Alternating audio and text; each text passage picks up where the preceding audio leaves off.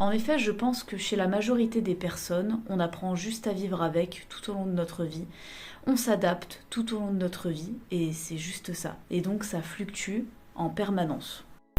On apprivoise cette perte tout le temps et ce sont les événements de notre vie, les rencontres qu'on va faire qui vont colorer notre douleur, notre façon de vivre cette perte en tout cas. Et il y a des ondes de choc qui sont par moments beaucoup plus dures à vivre que le choc en lui-même, que le traumatisme en lui-même.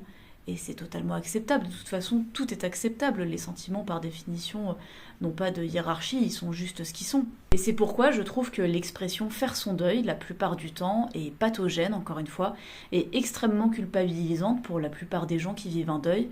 Les gens font juste ce qu'ils peuvent avec ce qu'ils ont, et c'est très bien comme ça. Le seul cas où je trouve que l'expression faire son deuil est pertinente, c'est en psychanalyse, précisément chez Freud. D'ailleurs, c'est pas faire son deuil, il me semble, c'est faire le deuil. Et là, c'est au sens de le fabriquer. Et ça va de pair avec tout ce que je viens d'évoquer, tout ce que je viens d'expliquer, puisque ça a le sens de s'écouter et de trouver ses armes en fonction de ce qu'on ressent, de trouver comment vivre en fonction de ce qu'on ressent. C'est pas plus compliqué que ça.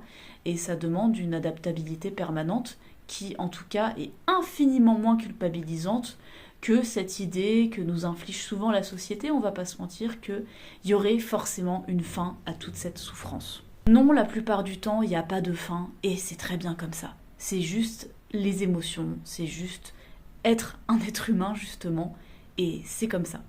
Alors j'ai évoqué l'image des ondes de choc, pour autant, la douleur atroce qu'on peut ressentir à certains moments ne persiste jamais, c'est-à-dire qu'elle se transforme continuellement, et même quand on ressent une douleur extrêmement vive et qu'on a l'impression que ça va jamais passer, eh ben ça va s'atténuer, ça va se transformer, toujours. Pantarei, comme disent les Grecs, tout coule, tout passe. Ça veut pas dire qu'on oublie, ça veut juste dire que ça se transforme.